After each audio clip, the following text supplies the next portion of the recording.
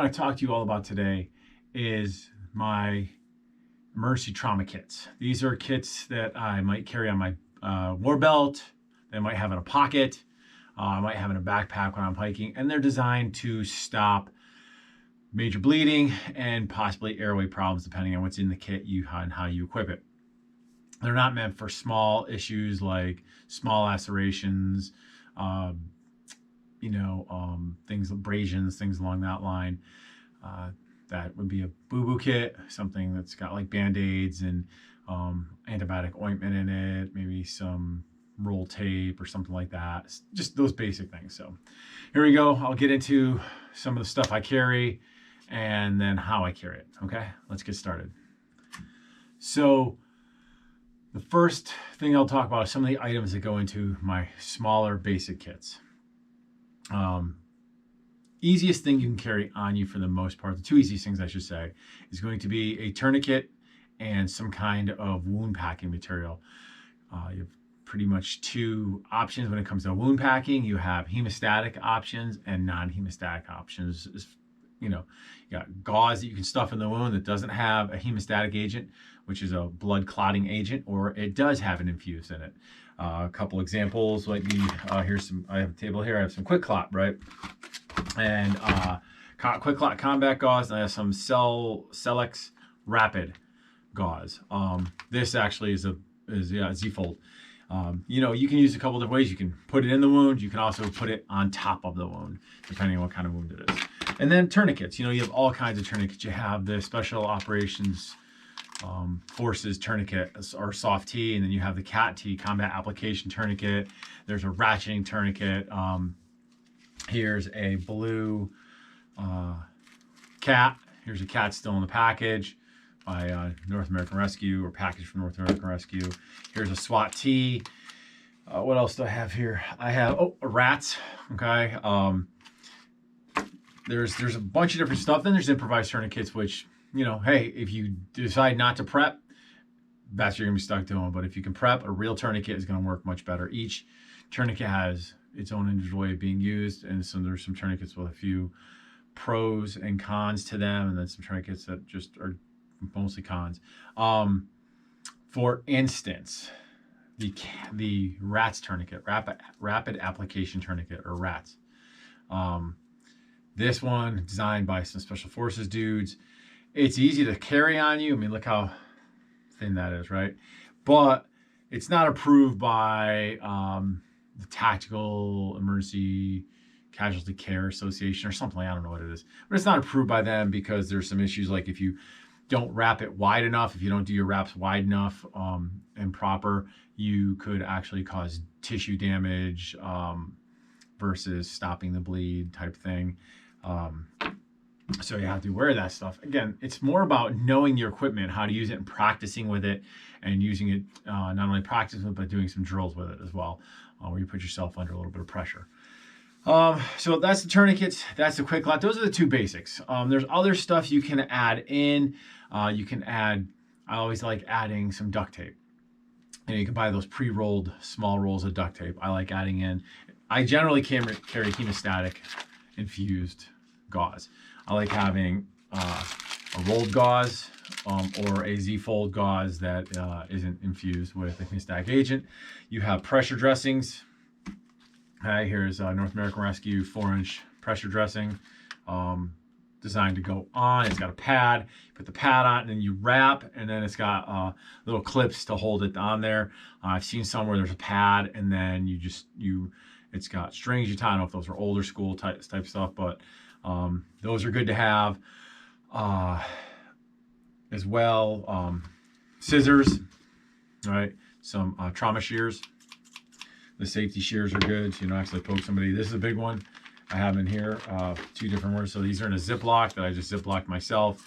And then this right here, I put in a watertight air sealed bag using my food sealer.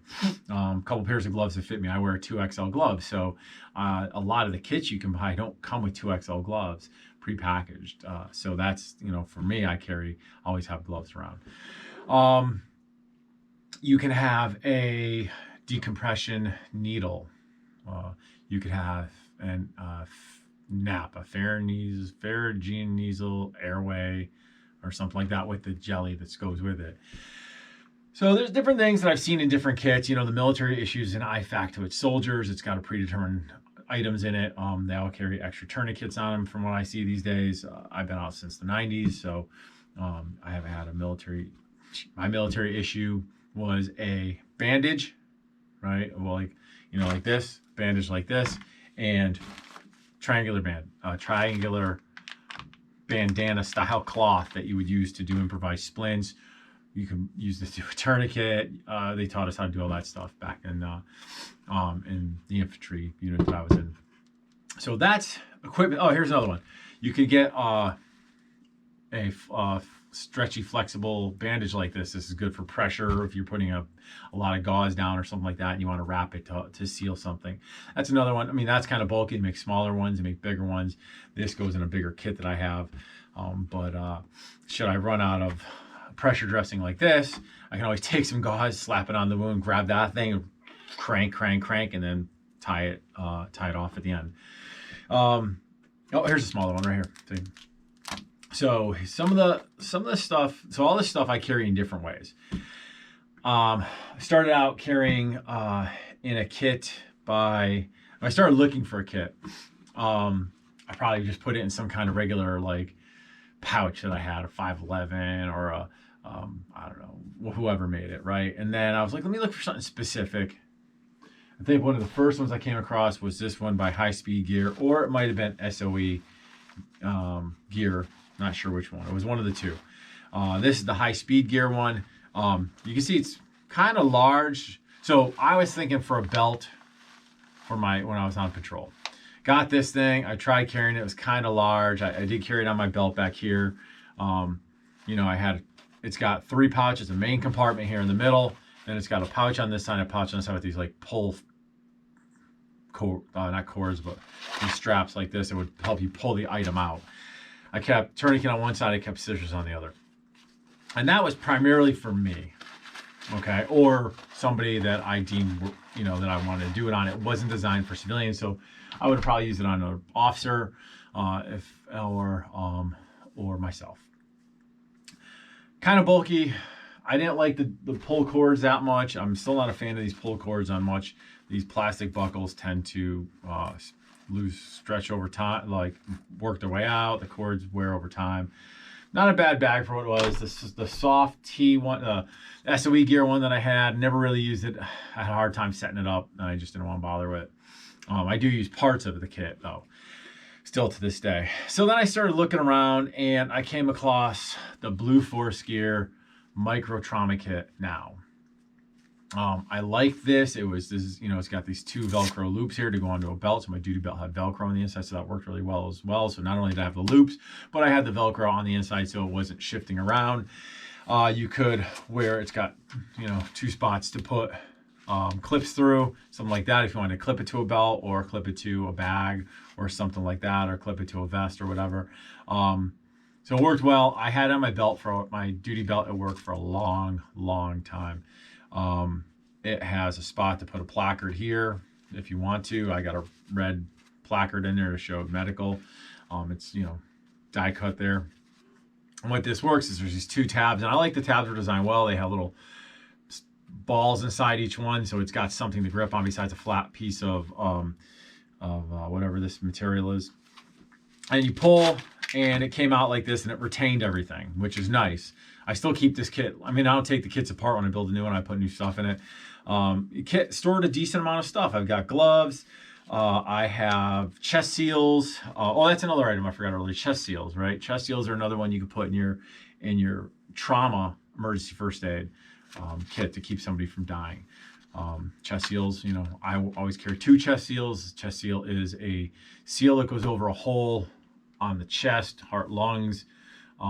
That could be letting air in or out where it's not supposed to be going in or out, and it's got a vent in it, so it only lets air go out, if I remember right. And then I got those. I got hemostatic gauze. I have decompression needle. I have an airway. I have the petroleum jelly for an airway. And that looks like it. Oh, and a pressure dressing. So fits a lot of stuff in this little bag, and it goes in this little pouch. It's a really good setup. I like it a lot.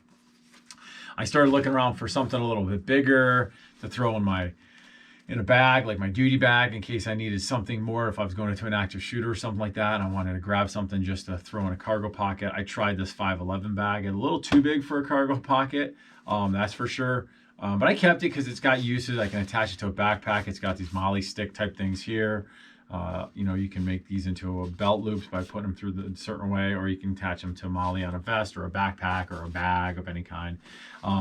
Nice setup. You know, when it's on something, it's pretty secure.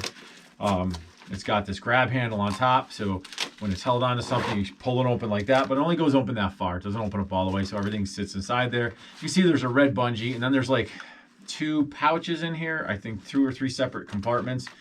This little front compartment, I have the duct tape. I've got some gloves. I've got some instruction stuff there.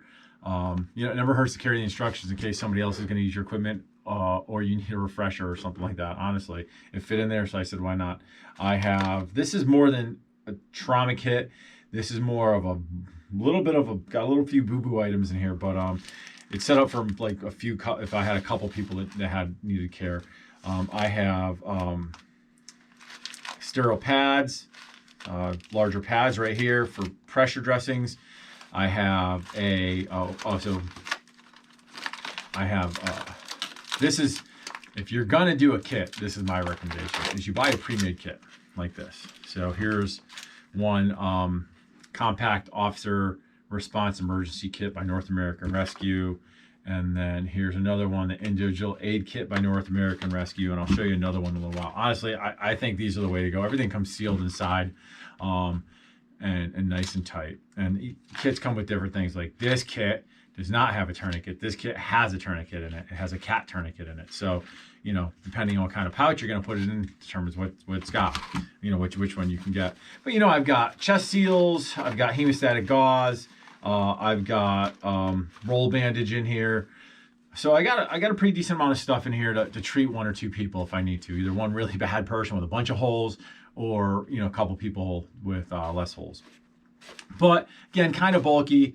So I was sticking with the Blue Force Gear micro trauma kit now on my belt. I had this thing in my bag if I needed it. And then from there, and I always carried extra tourniquets in my duty bag. And I actually carried one on my belt, one on my duty belt, and I carried one on my one in my pants pocket. I was carrying 2 tourniquets when I was on patrol on me. So, you know, just in case. I've seen a lot of people get more than 1 gunshot wound. One in the leg, one in the arm, one in each arm, you know, something like that. So never hurt to have more. What else? So after that, I started looking around. I started to come, and this is one that I got issued by the police department, a larger, you know, first aid trauma kit. It was designed for the military. I think it was a surplus kit, and it was either supposed to go on a belt. There's a, you know, it can come off a belt and hang down. It could hang right on a belt like there. It's got an area for a leg strap. It's got a molly area. It's got a front pouch up here that you might put some, you know, whatever. I got some, again, gloves and tape up there. And then it had nice compartments inside. It's just, the thing was big, right? It's just large, real large. So 6-inch bandage, 4-inch bandage, 4-inch bandage, gloves, chest seal, and hemostatic gauze. This is, again, one of those ones that I keep in my truck or something like that. And it's, if I come across a car accident or there's an active shooter incident, I feel like I want to help out, or I just come across any kind of incident where I might want to help out, this thing can do a couple people as well. So good item. So that's where I was at back in the day. Next, I'm going to get into what I use now most of the time. Okay, so stand by and let me get those items and I'll show you. All right, we're back. So,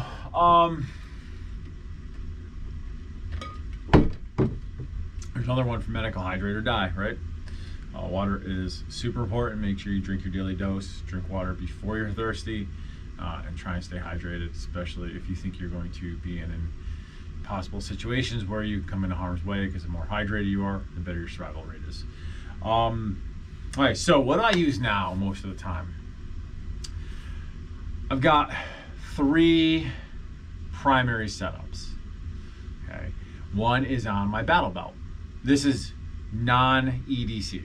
Okay, one is on my battle belt. So my battle belt, which is a G-code belt with the scorpion pouches. I have a tourniquet holder up front here. I don't know who made a tourniquet holder. I have no clue. I don't know if it says it on here. Not sure. I don't know who made a tourniquet holder. Get a cat scent, Gen 7 tourniquet in there. My Farland holster. I got my dump pouch in the back. And then on the top back of my belt, okay, I have this wonderful pouch that I really, really like. This is by Ferro Concepts. This is the, I don't want to mess this up, wait, hold on. The Roll 1 Trauma Pouch. Okay, Roll 1 Trauma Pouch. Now this, by design, it seems like it is what they say on their website. It hangs down from the back of your body armor. So if I was wearing body armor and I was sealing up the body armor somewhere with Velcro, there's a Velcro. It's got the loop on one side and the hook on the other, and it would hang down like this. And then it's kind of neat because it's there. You can get it with either hand behind your back, assuming you have hands to get your stuff out with. Somebody behind you can get it if they need trauma stuff. But the way it hangs down, it sits on your lumbar right here like this. And it actually acts like lumbar support. So I have one on my plate carrier. I got it in my car, drove around my plate carrier on with the jacket over. It's on, look all weird driving around Connecticut with a plate carrier on with mags on it and stuff. I put the full kit on except for a rifle, and drove around, and it actually works like lumbar support. It did not bug me. But that being said, I don't wear a plate carrier very often. During some training sessions, I do a little training on my own. Sometimes during class, when I'm teaching a class, like my fighting, one of my fighting gun 1 or 2 classes, I might wear my plate carrier because I like to train in different equipment, so I keep it all up to date. And the thing worked well. But I'm like, I don't wear that. More than often, if I'm not running a class in my everyday carry setup, then I'm running this gun belt. Maybe I'm teaching a bunch of cops. I'll be running a gun belt, right? If they're patrol guys or SWAT guys. I get a lot of students that come to class with gun belts. If I'm demonstrating stuff, having a gun belt on is just easier than going from inside the waistband concealed all the time. So what I do with this, I was thinking about it. I'm like, how can I get this on my gun belt? Well, my gun belt has Velcro on the inside of it. And it's the hook, so I put the loop side in, centered it where I needed it, and then it sits on top of my belt like that. Well, it sits in just about the same spot that it would on a plate carrier. So I put my gun belt on, did this a couple times now, going to training sessions and stuff, which is about, anywhere from a 20 to 40 minute drive, depending on which location I'm going to, and put it on and drove around. And it worked like lumbar support. It did not bug me. Now, I've been in a lot of police vehicles of different sizes and kinds, whether it was my patrol vehicles or SWAT or something like that. And I would always I tried wearing, especially my SWAT gear, I tried wearing stuff on my gun belt on back, and it doesn't work. It's just not coming. You're sitting off the bench and stuff. This sits where your lumbar was, and it works really well. I got up in an M-wrap with this setup on, sat on the benches in the back of it, the chairs, and worked just fine. So I like it. I think it works well for that purpose. Okay. The way this kit works is it's got it's circular. Okay. It's tubular, I should say. And at the back of each end, you have a bungee holding it closed. So depending on how tight you want to keep them, you might have to open the bungee up a little by using the pull tab there. And then you grab one of the straps, wherever end you're coming out from, and you pull. And you get this roll that comes out, the insert. And this insert is Velcro closed here. So it's got pull tabs. Right? So I pull open, then it's Velcro closed here. I pull that open, and voila. I have my med kit inside there. So I've got rolled gauze, chest seals 2, decompression needle, my trauma shears. I have, make sure I'm not missing anything. I have gloves, I have compressed gauze, and I have hemostatic gauze. And it fits together really nice inside there. And I got a pair of scissors inside there. You could probably fit a tourniquet in here if you wanted to take something of these items out. But you know, I can feel you can feel if you hold the bag, you can feel that the scissors are a little wide. There are smaller scissors. I should get a set of the smaller scissors. I thought I had them here. They might be in this bag. And they probably fit better in here.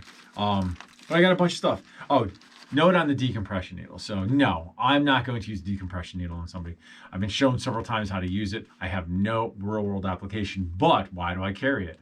Well, what if somebody shows up on scene that knows how to use a decompression needle? We have a lot of soldiers roaming the streets these days, in on-end jobs, doing stuff here and there. And if one of them, and a lot of them will respond to stuff if they're pretty good people. And if one of them's used one, and they know how to use it, have at it. If I'm dying, I'd rather have, you know, if you know how to use it versus die, you know, before emergency medicine gets there. Especially if I'm in a situation where they're not going to come in like an active shooter, or I've got to wait for the cops to clear the building. You might get a medic that comes in if they have a TAC med or something like that. Maybe the cop might have some TCC training or something, but most of them don't do decompression needles. Usually that's a medic or somebody with some kind of training in that field when it comes to civilians. So once it's packed, you close it up, right, nice and tight, like a burrito. Roll this end nice and tight. Okay, got your pull tabs. Roll this end nice, keep it closed. Roll this end nice and tight. Pull tab there. Okay, so there you go. So pull tabs are hanging off. I got this thing really tight. Open one end of it up, and then you stuff it in there. Close that end. You're good to go. Okay, let's see what else I have here. All right, the next item. Oh, so definitely before I bought that, I did have this right here. So this is my soft body armor. For this, I took out the stuff out of the Blue Force gear, cummerbund parts here. But my soft body armor is what I use more often than not, versus hard armor. I use this a lot more than I use hard armor because it applies more coverage and protection to a lot of threats. Most handgun threats, this is level 3, and most shotgun threats. So I use this more than not. I'm used to wearing soft body armor for 21 years when I was on the job. So what I have on here is a Haley Strategic, what do they call it? Multi-mission hanger. This is version 1. There's a version 2. Off, you know, the thing was designed to go under a placard on a vest. So the placard we see here with your mags and everything. I hang it off this thing. Works just fine. Let's see. So the version 2 has a stretchy material down here that you can put a tourniquet in or something else if you wanted to. But this thing works pretty. I like it. It's a large pouch to hang down. It's a dangler. You know, it's got all medical gear in it.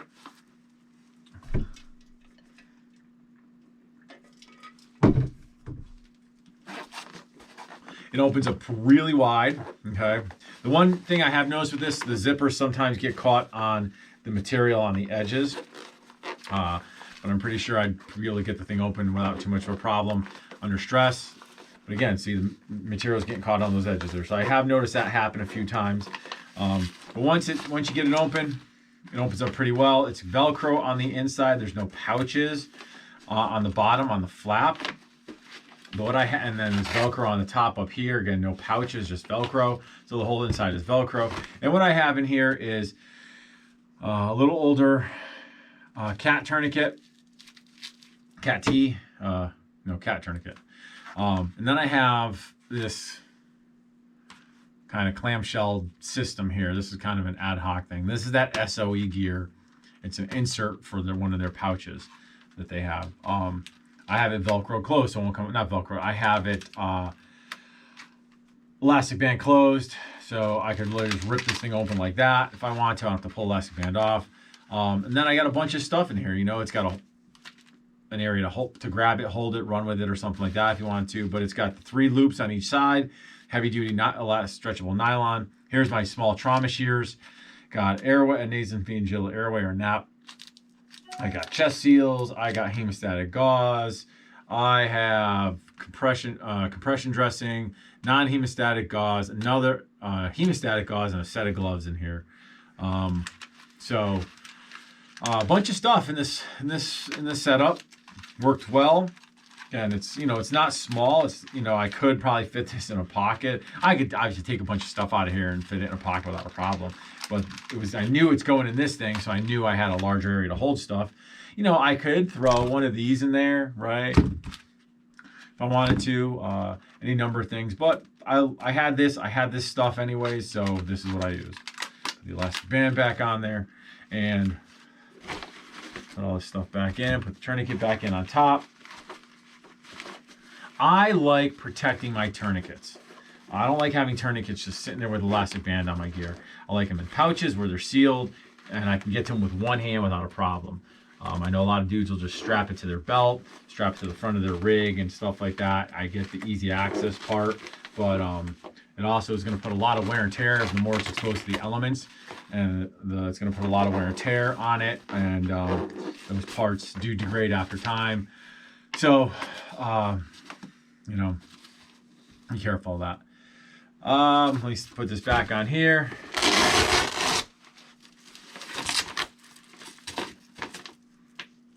There we go. So it's just like that. Then the last thing I bought was another Haley Strategic product, the SOARESCUE Med Mag Kit combo. Okay, let me pull that up just so I know I have it right.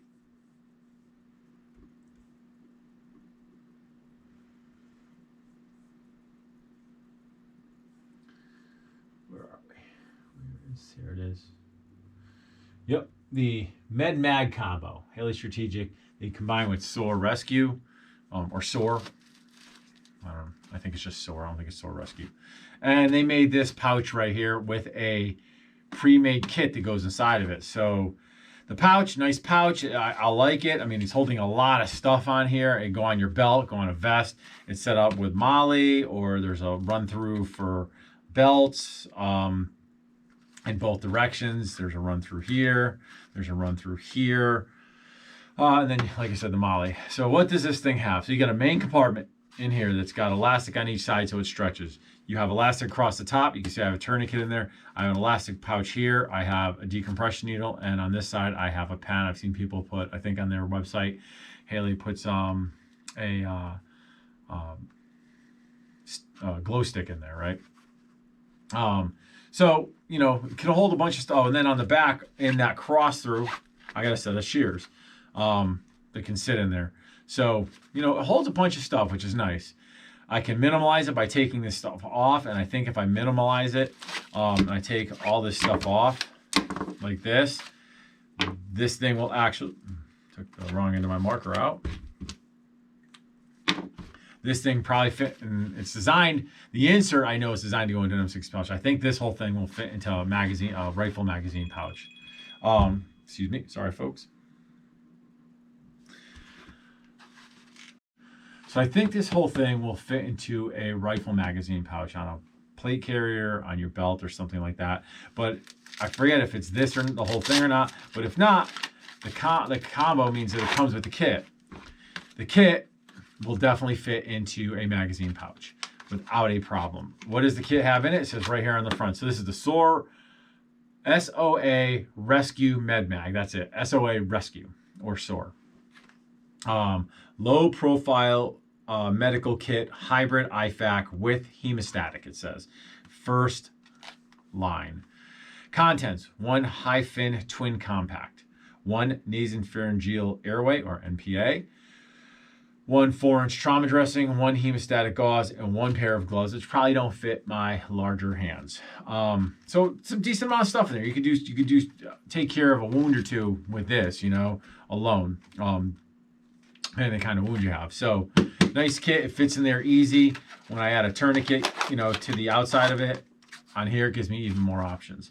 It seems like it's well built. I've run it on a gun belt on the back like this. Yeah, if you're in the car, it kind of gets in the way or something, but if you're just going to be standing or you're not going to be in a vehicle or doing vehicle operations on the back of your belt, the thing works fine. You can put it up and down, put it like that, however you want to do it, depending on how much room you have in your belt. You skinnier dudes, you don't have the same room that us hefty guys have. I can fit a lot more stuff on my belt than some of the skinnier dudes out there. So, bro to the fat guys.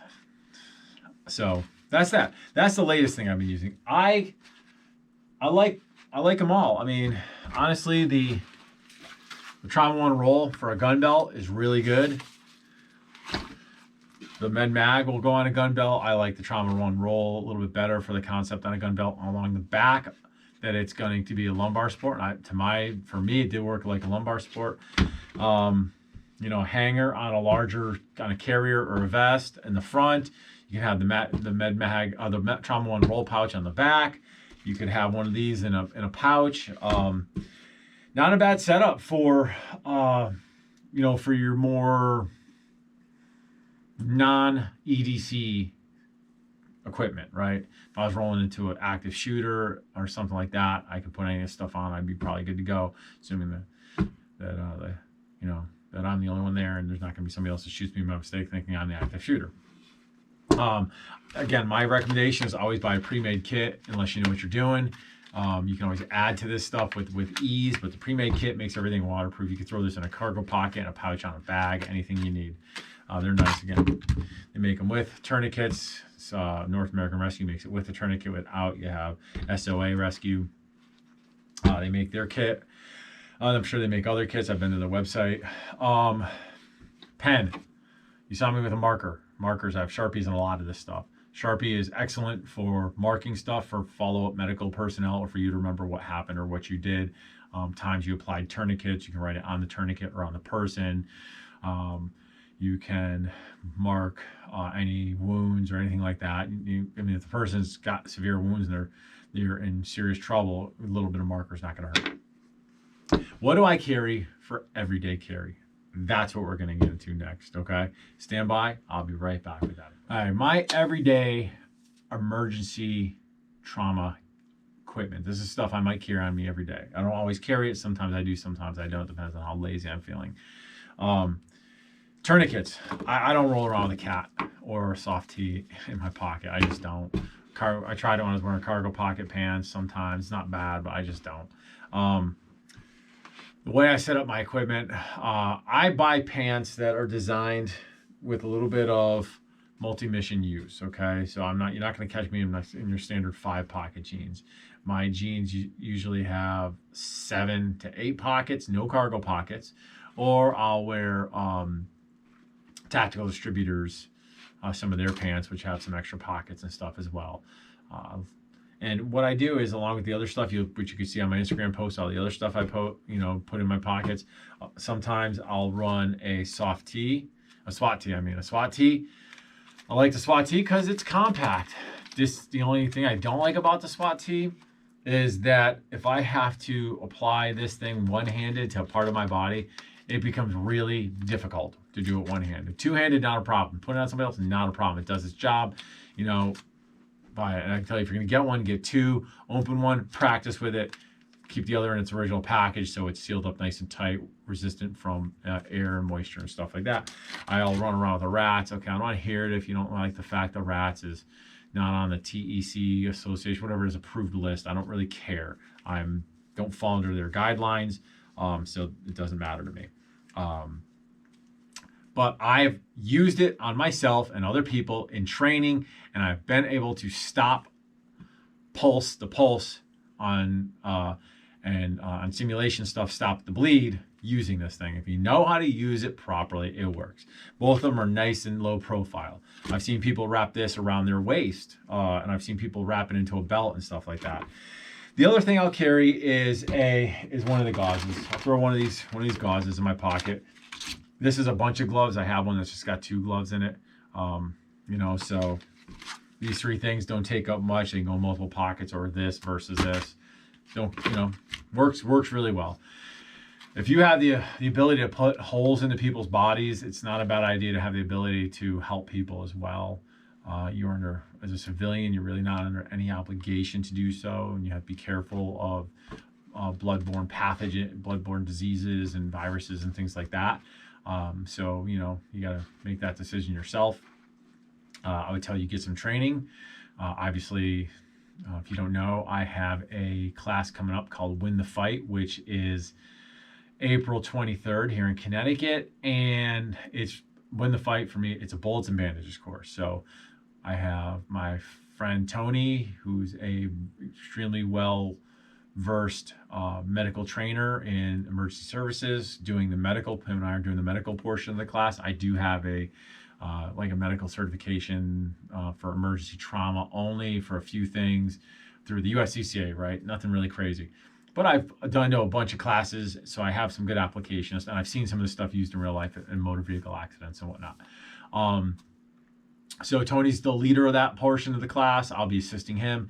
It's, you know, going to be 3 to 4 hours. It's going to be a great class. You can bring your gear. We'll give you an evaluation if you bring your pouches and stuff of how you have it mounted, of what you know, where to put it, or what you have, and see if it if it's good stuff, you know. And then after that, we're going to roll into some shooting drills. And what I mean by we're going to roll into firearms training. The firearms training will be learning to manipulate your firearm one-handed. That's all the manipulation you need to do, from drawing with either hand in your normal everyday carry setup or your battle belt, whatever you want to bring, to doing your malfunction drills with one hand, doing your reloads with one hand, and then doing the one-handed shooting, as well as then applying the medical gear. So we will do some drills, right? We'll do some single-person drills, and we'll do some multi-person drills as well. We're wrapping up into this nice 9-hour day. It's a good day. It's a lot of learning. You can't beat it. And that's April 23rd. Page performance shooting. My website is where you can sign up for it. If you have any questions, you know how to contact me, folks. My phone number, my email are on my website, Instagram, Facebook. You can even Twitter me if you like, I guess. I'm on there sometimes. So that's it. That's my wrap up. Be prepared, okay? Preparation is everything. You don't have to be paranoid. Just be prepared, right? There's a big difference between paranoid and being prepared. Situational awareness, medical equipment, self-defense equipment. Combine that all into one. You have a good package to roll around with every day without being paranoid, just being prepared. Okay? I'll talk to you all later. Stay safe.